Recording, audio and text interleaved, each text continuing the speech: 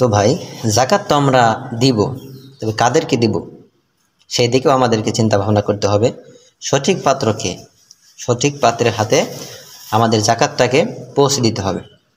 তার মধ্যে আপনি গরিব দুঃখীকে দিতে পারেন, গরিব দুঃখীর মধ্যে, ফকিরের মধ্যে, আপনার আত্মীয় স্বজনের মধ্যে যদি কারো অভাব থাকে তাকে আপনি দিতে পারেন, সেটা দিলে সবচেয়ে ভালো হয়। তারপরে আপনি দেখবেন হলো আপনার গ্রামের মধ্যে, আপনার মহল্লার মধ্যে, এলাকার মধ্যে কেউ গরিব আছে কিনা তাকে আপনি দিতে পারেন।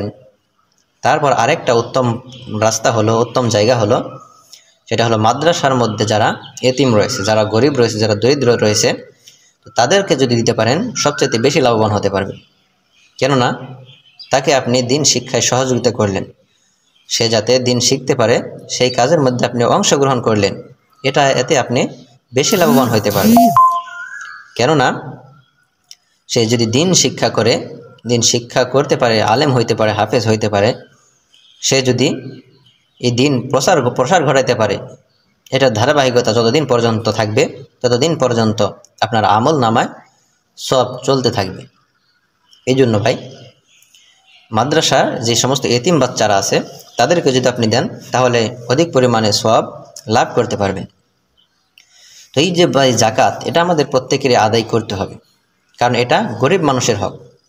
আজকে আমরা গরিব মানুষদের হাতে কী করি, একটা সস্তা একটা কাপড় ধরিয়ে দিই, সস্তা একটা বাজার থেকে কাপড় এনে ধরিয়ে দিই, যেটা এক দুইবার পরলেই সেটা নষ্ট হয়ে যায়, সেটা আর ব্যবহারের যোগ্য থাকে না।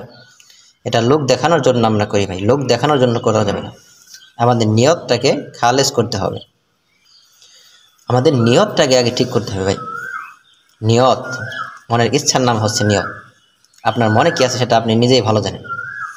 তো ভাই কাপড় চোপড় কিনে না দিয়ে তাদেরকে যদি অর্থ প্রদান করেন তাহলে সেটা সবচাইতে ভালো হয়। কারণ অর্থ দিয়ে তার যদি পোশাকের প্রয়োজন থাকে সে পোশাকের প্রয়োজনটা মেটাতে পারবে, তার যদি খাবার দাবারের প্রয়োজন পড়ে, ঈদের দিন যেহেতু অনেক কিছুই কেনাকাটার প্রয়োজন পড়ে, তো সেগুলো সে কিনতে পারবে। তো আপনি যদি কাপড় চোপড় দেন, আপনি তো বড় মানুষকে দিবেন, একটা লঙ্গি দিলেও বড় মানুষকে দিবেন, একটা কাপড় কিনে দিলেও বড় মানুষের জন্য কিনে দিবেন। কিন্তু তার ঘরে তো ছোটো ছোটো বাচ্চা আছে, তাদের জন্য কি কখনো কাপড় চোপড় কিনে দিয়েছেন?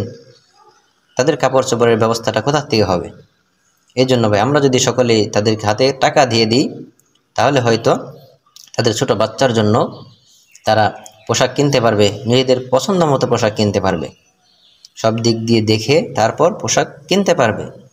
তাদের কাছে যদি আমরা অর্থ প্রদান করি তাহলে তাদের অন্য অন্য যে হাজত আছে সেই সমস্ত হাজতগুলো তারা পূরণ করতে পারবে। কিন্তু আপনি যদি তাদের হাতে কাপড় ধরিয়ে দেন তাহলে সেই সমস্ত হাজতগুলো তারা কীভাবে পূরণ করবে? হয়তো আপনি 500 টাকা দিয়ে একটু লুঙ্গি দিলেন, তাহলে তাকে কী করতে হবে? 10 জনে যদি 10টা লুঙ্গি দেয়, দেখা যাবে 10টা লুঙ্গি তো তার একজনের মানুষের পরার জন্য লাগে না। তো তার টাকার হাজত পূরণ করার জন্য, অন্যান্য হাজত পূরণ করার জন্য সে কী করবে? এই লুঙ্গিগুলোকে সস্তা দামে অন্যের কাছে বিক্রি করে দিবে। দেখা যাবে 250, 200, 300 টাকায় সস্তা দামে মানুষের কাছে বিক্রি করে দিবে। এর জন্য ভাই যদি আমরা তাদেরকে পোশাক কিনে না দিয়ে, কাপড় লুঙ্গি কিনে না দিয়ে তাদেরকে টাকা প্রদান করি তাহলে তাদের জন্য অধিক কার্যকর। আল্লাহ পাক রব্বুল আলামিন আমাদের সকলকে দান করেন।